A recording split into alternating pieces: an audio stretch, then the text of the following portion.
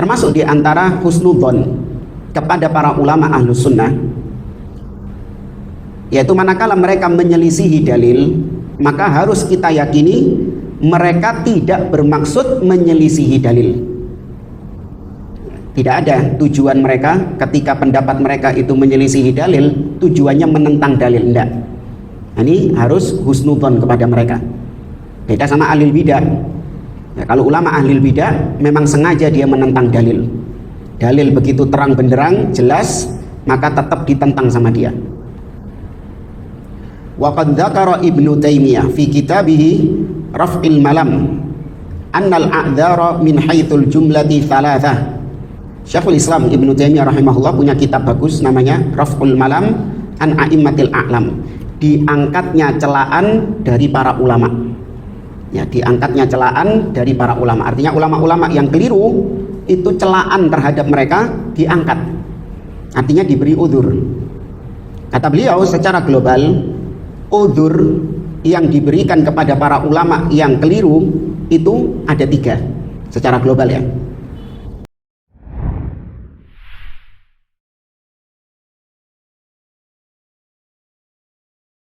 Terkadang suatu pendapat itu bisa saja menyelisihi dalil, dan orang yang berpendapat itu diampuni, dimaafkan.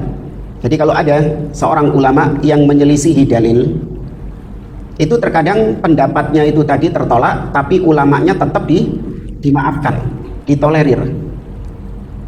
Fa innal mukhalafata bi ta'wilin lam yaslam minha ahadun min ahlil ilm. Karena seorang ulama tidak ada yang selamat dari kekeliruan dan kesalahan. Ya, semua ulama itu pasti ada celah, ada potensi ketergelinciran, kesalahan, yang kesalahannya ini pasti menyelisihi dalil.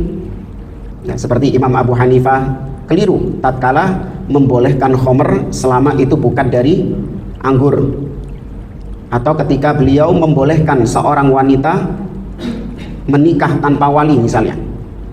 Maka ini sangat mungkin terjadi pada ulama-ulama yang lain.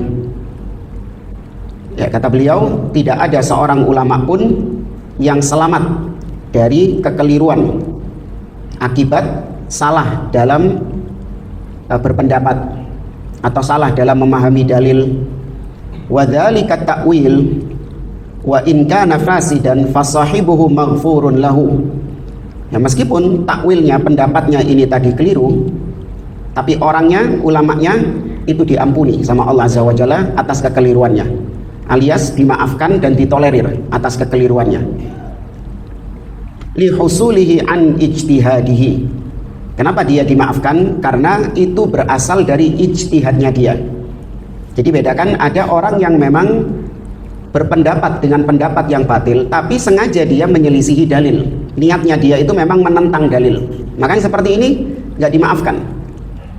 Tapi ada ulama yang keliru dalam berpendapat, tujuannya dia bukan menyelisihi dalil, namun apa daya, dalil yang sampai kepada dia, informasi yang sampai kepada dia itu minim, sehingga dia berfatwa sesuai dengan apa yang dia pahami dari dalil tersebut. Ternyata salah. Maka kesalahannya ini apakah memang dia sengaja untuk menentang dalil? Tidak. Ya, maka bedakan 2 hal tadi. Fa innal mujtahida idza jitahada wa asaba falahu ajran. Karena sudah masyhur, seorang yang berijtihad, apabila ijtihadnya benar, dia mendapatkan 2 pahala, ajrun ala ijtihadi wa ajrun ala isabatihi. Dia mendapatkan pahala 2. Yang pertama, pahala atas usahanya dia, ijtihadnya dia. Dan yang kedua, dia mendapatkan pahala karena benar. Kalau benar, wa idza jitahada wa akhta'a falahu ajrun ala ijtihadihi wa khata'uhu maghfurun lah. Tapi kalau ijtihadnya itu, pendapatnya itu salah, menyelisihi dalil, maka tetap dia mendapatkan pahala, yaitu 1 pahala atas ijtihadnya. Sedangkan kekeliruannya itu dimaafkan. Ya, kesalahannya tadi dimaafkan. Fa mukhalafatun nas idza kanat an qasdin fahiya kufrun. Ya, kata beliau, kalau ada yang menyelisihi dalil dan dia sengaja memang menyelisihi dalil, Maka ini bukan lagi kekeliruan, kesalahan, bukan lagi perbuatan dosa, tapi itu adalah apa jamaah? Kekufuran. Nah, memang sengaja dia menyelisihi dalil. Dalil mengatakan haram, ya jelas. Namun dia mengatakan halal. Kenapa? Bukan salah ijtihad, bukan. Tapi sengaja dia nentang dalil. Gak jariku halal. Opo kate lapo, ngono malah nantang ngono. Nah, maka yang seperti ini kekufuran. Wa in kanat an ijtihadin fahiya minal khata'il maghfur. Tapi kalau menyelisihi kebenaran, ya salah pendapat, ya pendapatnya itu salah, pendapatnya itu keliru, tapi dasarnya bukan tujuannya untuk menentang dalil, itu berangkat dari ijtihadnya dia, maka dimaafkan. Tapi tetap kekeliruannya nggak boleh diikuti. Fala yajuzu an yuqala an Abi Hanifah wala amman dunahu min ahli ilmi fima yujadu min aqwalihi mukhalifan linnas annahu khalafar rasula qasdan. Maka seharusnya tidak boleh Imam Abu Hanifah dan juga ulama-ulama yang lain yang didapati pendapat mereka ini menyelisihi dalil, tidak boleh dikatakan oh berarti menentang Rasul itu. Paham ya? Karena kan orang ini Muhammad Al-Babardi ini pegel. Ada orang-orang yang menuduh Abu Hanifah ini menentang Rasul gara-gara pendapat-pendapatnya yang keliru. Nah, maka dibela sama Imam Ibnu Abil Is. Sakjane gak oleh. Tidak benar. Kalau memang Imam Abu Hanifah menyelisihi dalil atau ulama-ulama yang lain menyelisihi dalil, maka nggak boleh dikatakan memang sengaja menentang Rasul. Mokong iki memang iki. Iya, memang iki ulama iki. Ya, mokong memang menyelisihi dalil. Tidak boleh dikatakan demikian. Bal justru imma an yuqala innan nassa lam yablughu. Harusnya sikap kita kalau kita mendapati ada ulama, ini kita bicara ulama ahlus sunnah ya, kita nggak bicara ulama ahlul bidah ya. Kalau ada ulama ahlus sunnah yang menyelisihi dalil, maka dikatakan bisa jadi dalilnya itu belum sampai kepada dia. Kayak misalnya ya, tadi Imam Abu Hanifah membolehkan seorang wanita menikahkan dirinya sendiri tanpa wali. Maka kita katakan jangan kita katakan oh berarti memang Imam Abu Hanifah ini menentang Nabi. Ya, karena Nabi kan jelas mengatakan la nikaha illa biwaliyin, tidak sah menikah kecuali dengan wali. Iki kok tetap ngotot mengatakan boleh menikah tanpa wali. Iki memang Imam Abu Hanifah ini sengaja nentang dalil. Nggak boleh. Justru kita katakan bisa saja dalil tadi tidak ada nikah kecuali dengan wali, bisa saja dalil ini belum sampai ke Imam Abu Hanifah ya, karena di zaman tersebut apalagi Imam Abu Hanifah lahir abad pertama Hijriyah, tahun 90-an Hijriyah ya, maka hadis-hadis belum terkumpul seperti sekarang, belum ada Sahih Al-Bukhari, Sahih Muslim, belum ada, sehingga bisa saja seorang ulama berpendapat sesuai dengan dalil yang sudah sampai kepada dia. Ada dalil-dalil lain yang belum sampai, maka dia nggak berpendapat dengan pendapat itu. Nah, kita yang di zaman sekarang sudah mendapati dalil-dalil tersebut dan sudah nampak jelas dalilnya tidak ada nikah kecuali dengan wali, maka nggak boleh kita tetap ngotot dengan pendapat Imam Abu Hanifah. Nggak, aku lebih percaya nang Imam Abu Hanifah. Soalnya dia ini ulama besar. Ya, apalah saya jika dibandingkan dengan Imam Abu Hanifah ini. Ya, beliau ulama yang luar biasa, hidup di masa tabi'in ya. Dan dia termasuk di antara salah satu 4 ulama madhab, bahkan dia termasuk yang pertama, yang paling tua dari 4 ulama madhab ya. Maka saya tetap percaya dengan pendapatnya Imam Abu Hanifah ini hawa nafsu ini ya, pancen dia kati rabi soalnya gak direstui ambek walinya. Nah, njupuk pendapatnya Imam Abu Hanifah, tapi alasannya ngono manggil aku percaya ambil Imam Abu Hanifah, tidak hawa nafsu ini. Dan maka kekeliruannya tetap nggak boleh diikuti. Au lam yadhhar lahu dalilun ala dzalikal hukmi, atau bisa saja dalilnya sudah nyampe tapi dia belum bisa mengambil kesimpulan hukum dari dalil tersebut. Jadi yang namanya dalil ini kan masih barang mentah. Nah, ulama itu biasanya menyimpulkan dari dalil, satu hadis itu biasanya disimpulkan sama ulama menjadi beberapa hukum. Nah, terkadang satu hadis ulama yang A itu bisa mengambil 10 hukum.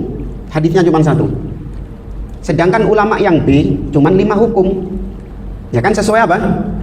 Sesuai kapasitas masing-masing. Nah, ulama yang satunya cuma mungkin mengambil satu hukum saja. Bisa saja.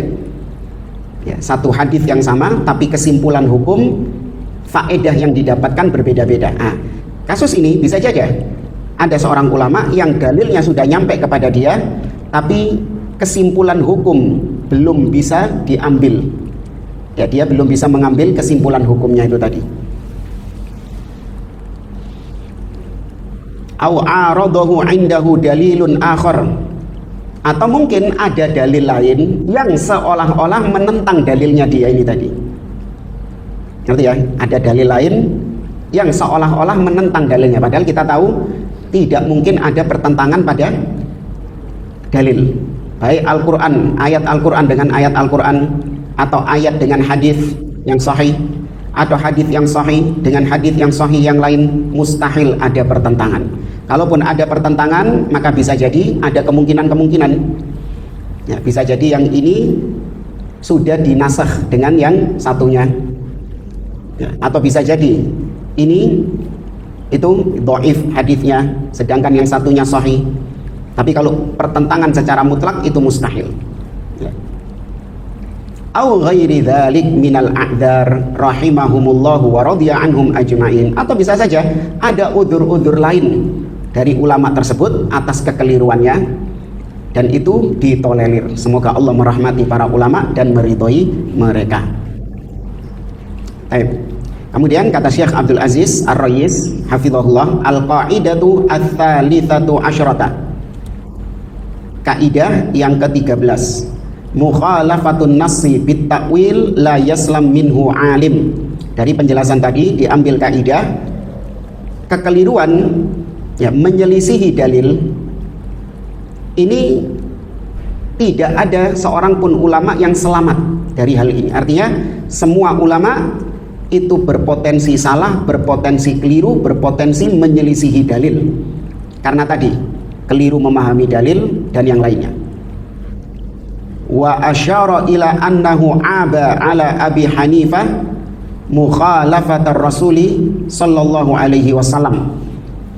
Ya, di sini Imam Ibnu Abil Izzi Al-Hanafi mengisyaratkan tentang orang-orang yang mencela Imam Abu Hanifah, menuduh Imam Abu Hanifah sebagai sosok ulama yang memang sengaja menyelisihi dalil, dan nanti akan ada di pembahasan yang berikutnya. Wa sayati fil mas'alati tsaniyati asyrata annahu qala inna Syafi'i khalafa qaulahu ta'ala. Ya, maka anehnya penulis yang membela Imam Abu Hanifah ini, dia segitunya membela Imam Abu Hanifah tapi ternyata menuduh Imam Syafi'i menyelisihi dalil. Ngerti ya? Jadi orang ini Muhammad Al-Babarti ini, dia ini pegel mangkel gara-gara ada orang yang menuduh Imam Abu Hanifah menyelisihi dalil gara-gara pendapatnya tidak sesuai dengan dalil. Pendapatnya Imam Abu Hanifah nggak sesuai dalil. Ngamuk deh. Nah, ngamuk ini ngawur. Malah menuduh Imam Syafi'i justru menyelisihi firman Allah, menyelisihi Al-Quran. Yaitu yang kemarin kita sampaikan di surat Al-Baqarah, Allah berfirman, wal mutallaqatu yatarabbasna bi anfusihinna thalathata quru. Wanita-wanita yang ditalak maka hendaklah dia menunggu masa iddah 3 kali quru. Ya, 3 kali quru. Ya, Imam Syafi'i berpendapat yang dimaksud dengan quru di situ adalah at-tuhur, yaitu suci. Nah, kata Muhammad Al-Babarti, oh ini menyelisihi firman Allah. Kata Syekh Abdul Aziz Ar-Rayis, fatanaqadha. Nah, ini kau sendiri juga kontradiksi. Wa hadza yu'akkidu ma taqaddama dzikruhu. Dan ini semakin menekankan apa yang sudah kita sampaikan, anna kullaman khalafal haqqa fala budda ayyatanaqad. Ini sudah menjadi kaidah. Setiap orang yang menyelisihi kebenaran itu pasti kontradiksi omongannya, pasti mencela-mencela omongannya. Kayak penulis ini, ya, pasti kontradiksi. Kau melarang seseorang untuk mencela Imam Abu Hanifah, menuduh Imam Abu Hanifah mencak-mencak kon. Kalau ada orang yang menuduh Imam Abu Hanifah dianggap menyelisihi Rasul, mencak-mencak deh. Tapi kontradiksi, kau sendiri menuduh Imam Syafi'i menyelisihi Al-Quranul Karim. Kemudian di sini beliau menjelaskan tadi, ini anak rasa nggak perlu disampaikan karena sudah jelas ucapan Imam Ibnu Abil Iz, seorang mujtahid yang berijtihad itu kalau benar 2 pahala, yaitu pahala karena niatnya dia dan karena kebenarannya, dan kalau salah tetap mendapatkan 1 pahala. Kemudian al-qaidatur rabi'atu asyrata, kaidah yang ke-14, min ihsanil dhanni bil ulama an ya'taqida annahum lam yataqassadu mukhalafatad dalil. Kaidah yang ke-14, termasuk di antara husnudzon kepada para ulama ahlus sunnah, yaitu manakala mereka menyelisihi dalil, maka harus kita yakini mereka tidak bermaksud menyelisihi dalil. Tidak ada tujuan mereka ketika pendapat mereka itu menyelisihi dalil, tujuannya menentang dalil, enggak. Ini harus husnudzon kepada mereka. Beda sama ahlul bidah. Ya, kalau ulama ahlul bidah memang sengaja dia menentang dalil. Dalil begitu terang benderang, jelas, maka tetap ditentang sama dia.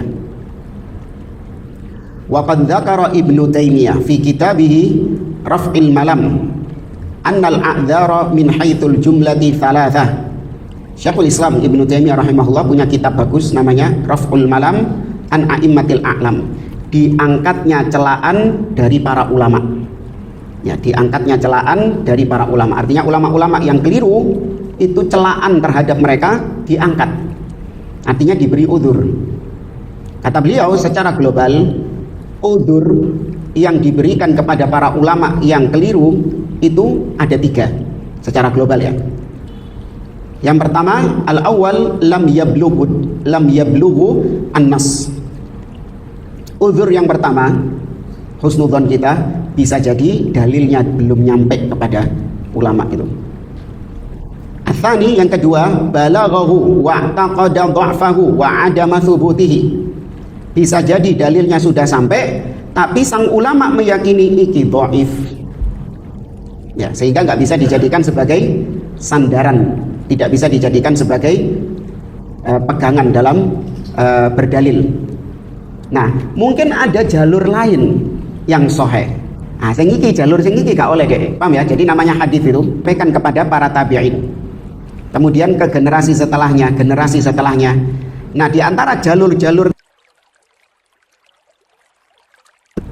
ya, ada yang jalurnya dhaif. Hadisnya sama sumbernya, tapi jalur yang ini dhaif. Entah karena mungkin ada salah satu perawi yang dikenal pendusta, atau perawinya ini dikenal hafalannya buruk, atau mungkin ada missing link. Missing link?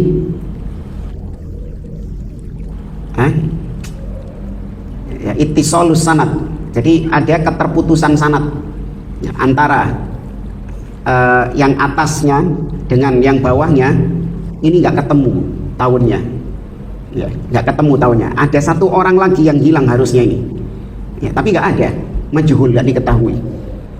Ala kulli hal, pokoknya ulama yang berpendapat salah ini, ya dia mendapatkan hadis ini dari jalur yang dhaif. Padahal sing kene sahih. Ngerti ya? Jalur yang sini padahal sahih. Nah, iki gak oleh deh jalur sing nang kene iki. Bingung enggak antum jamaah? Enggak ya? Jadi kalau antum bayangkan badannya itu kayak gitu. Tapi itu udzur yang kedua. Udzur yang ketiga, ats-tsalits balaghahu wa taqada thubutahu lakin dhannahu mansukhan. Dalilnya sudah sampai kepada ulama tadi, dan dia juga meyakini hadisnya sahih, dalilnya betul, tapi ternyata dia meyakini bahwasanya hadis ini sudah mansukh. Ya, ini padahal tidak. Ala kulli hal, itu beberapa berikan kepada para ulama apabila pendapat mereka menyelisihi dalil. Nggak boleh dikatakan mereka ini sengaja menentang. Kemudian di sini beliau memberikan tanbih, peringatan. Dzakara katsirun minas salaf anna Abu Hanifah wa ashabahu.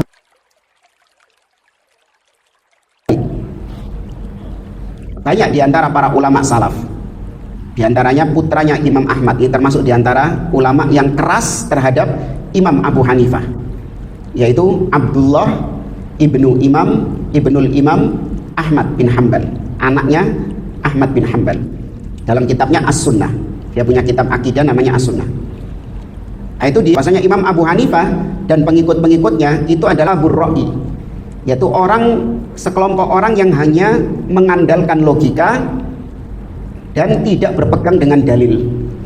Itu yang lebih dalam menentukan hukum, itu lebih mengedepankan rasio, lebih mengedepankan logika, dan bukan demikian ashabur ra'i.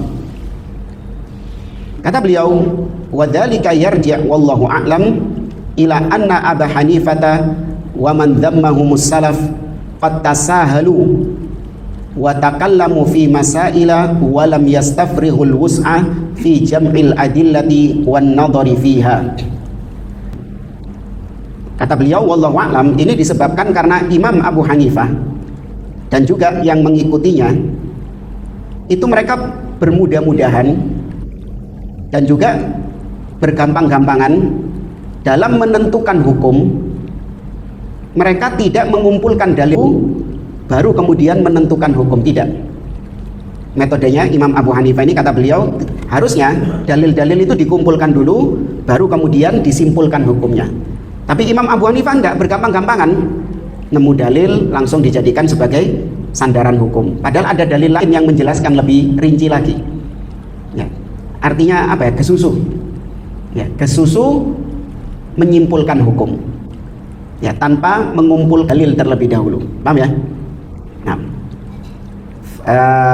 fa innahum makanu ashab haditsin wa innama ashabu ra'yin.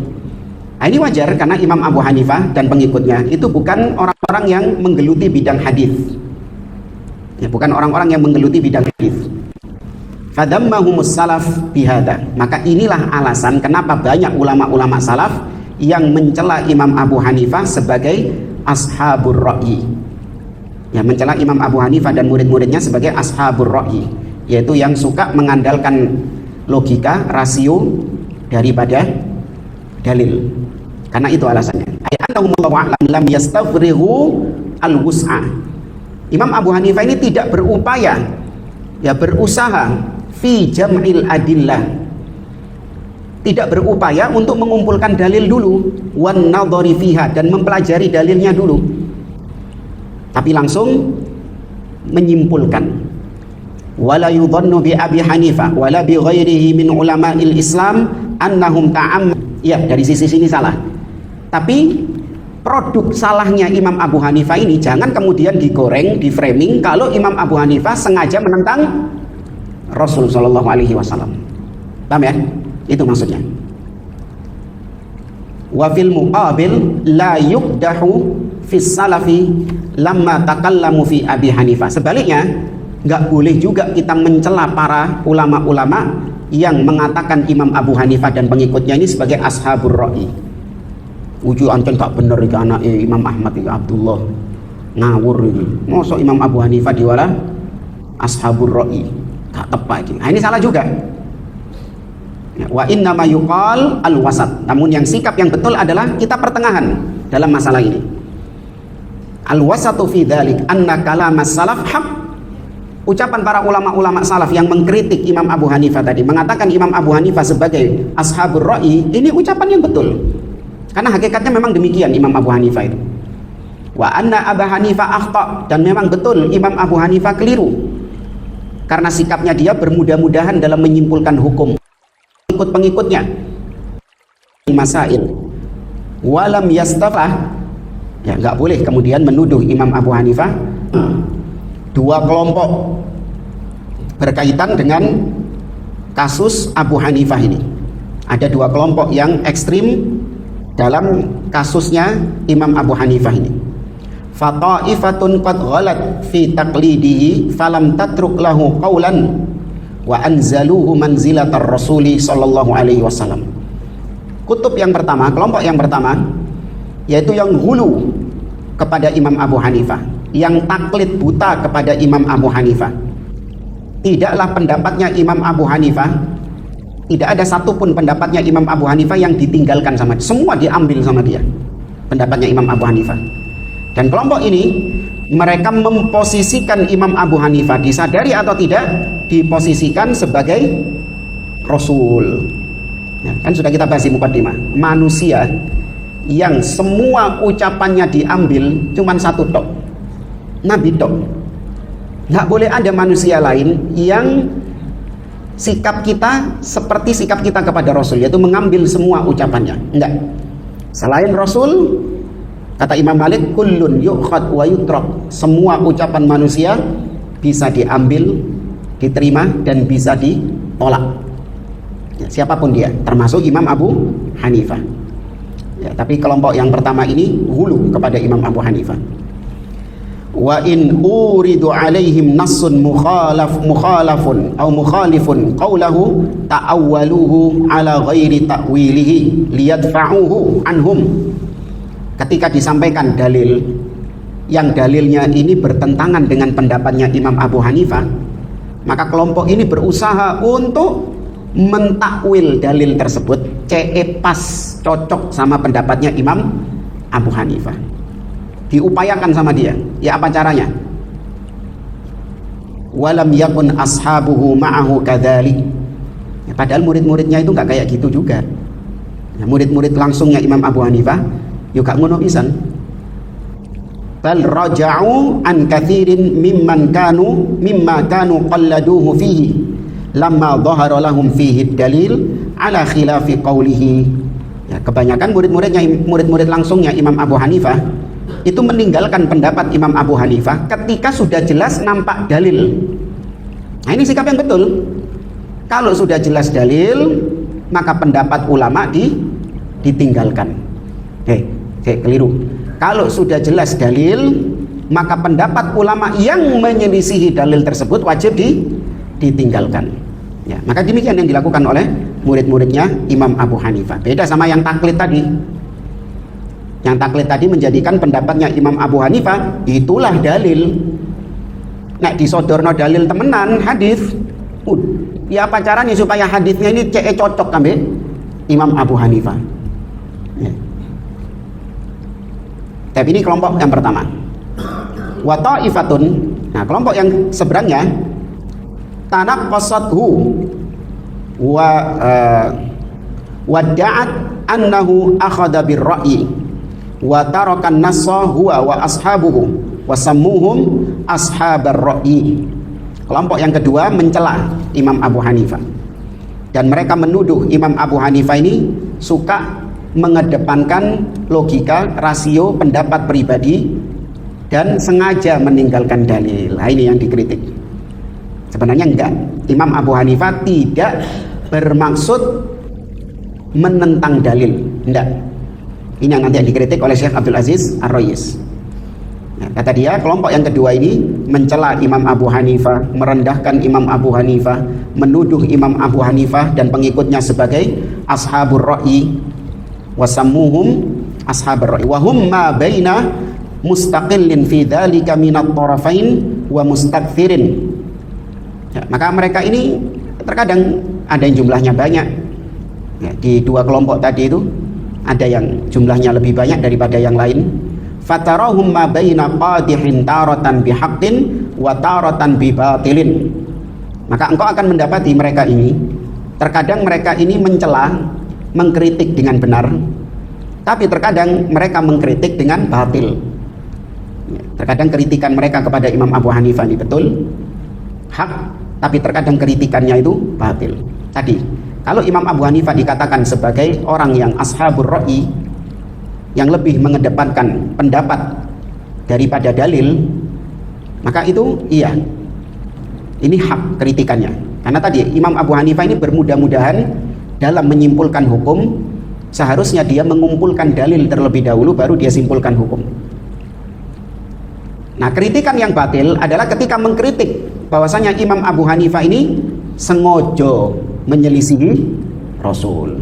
Ini yang kritikan yang batil. Wallahu yaghfiru lana wa lahum. Kata Syekh Abdul Aziz Ar-Rayis, hadzal kalam yahtaju fihi ila tafsil. Ucapan Imam Ibnu Abil Izz tadi itu perlu rincian. Wa qad taqaddamal kalam ala ahli ar-ra'yi wa sababi dhammi ahli ar-ra'yi. Fa innal ladzi dhamma ahli ar-ra'yi jumlatun kabiratun min ahli sunnah.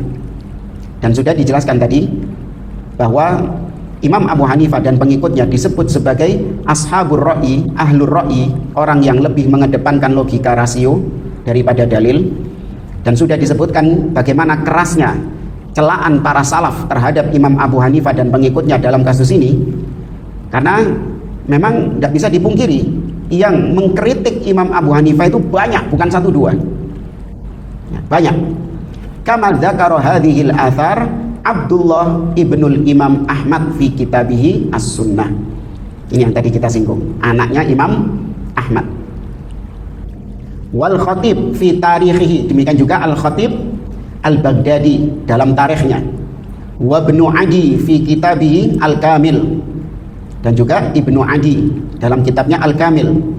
Wa dzakarahu ghairuhum min ahlil ilm, dan juga para ulama-ulama yang lain juga berbicara tentang Imam Abu Hanifah ini, dan mereka mengatakan Imam Abu Hanifah ini adalah ashabur ra'i. Betul, itu kritikan. Fal maksud qat'an anna salaf musibuna. Tadi sudah kita sampaikan sikap kita pertengahan. Para salaf yang mengkritik Imam Abu Hanifah, mereka betul, kritikannya tepat. Ya. Anna Abu Hanifah la yata'ammad. Tapi juga kita harus fair. Meskipun Imam Abu Hanifah ini salah, namun tetap gak boleh kita tuduh Imam Abu Hanifah ini sengaja menyelisihi dalil, sengaja menentang dalil. Wala ghairuhu min ulama'il Islam mukhalafatan nas. Kita harus fair, kita tidak boleh menuduh Imam Abu Hanifah dan pengikutnya atau ulama-ulama Islam yang lain, memang ketika dia berpendapat dengan pendapat yang salah, kita tuduh mereka menyelisihi, menentang dalil. Lakin al-wasat ma taqaddama dzikruhu wa huwa annahum tasahalu wa takallamu fil masail duna ay yastafrighu wus'ahum fi jam'il ahadits. Namun sikap yang pertengahan sebagaimana yang kita sampaikan tadi, Imam Abu Hanifah dan pengikutnya bermudah-mudahan dalam menyimpulkan masalah hukum tanpa berusaha untuk mengumpulkan hadis. Wa dzalika annahum ashabur ra'yin, ini wajar. Ya, walam yakunu ashaba haditsin wala dalil. Wajar, karena memang basicnya Imam Abu Hanifah ini bukan seorang ulama hadis. Ya, basicnya memang bukan ahli hadis. Kemudian al-qaidatul khamisata asyrata. Ar-ra'yu qisman. Kaidah yang ke-15, namanya ra'yu, ya, pendapat, logika, itu ada dua model. Al-qismul awal, jenis yang pertama, model yang pertama, ar-ra'yul mahmud, logika, rasio, pendapat yang terpuji. Wa huwa ma lam yukhalifil kitab was sunnah, yaitu yang tidak menyelisihi Al-Quran dan As-Sunnah, bal wafaqahuma wa wafaqa usulahuma, ya, bahkan sebaliknya sesuai dengan Al-Quran dan As-Sunnah. Al-qismu tsani, jenis yang kedua dari ar-ra'yul madmum, ya, ra'yu yang tercela. Kebalikannya, wa huwa ma khalafal kitaba was sunnah, yang menyelisihi Alkitab dan As-Sunnah. Dzakara hada Ibnu Taimiyah fi kitabihi Bayanid Dalil fi Butlanit Tahlil, wa Ibnul Qayyim fi kitabihi A'lam al-Muwaqqi'in.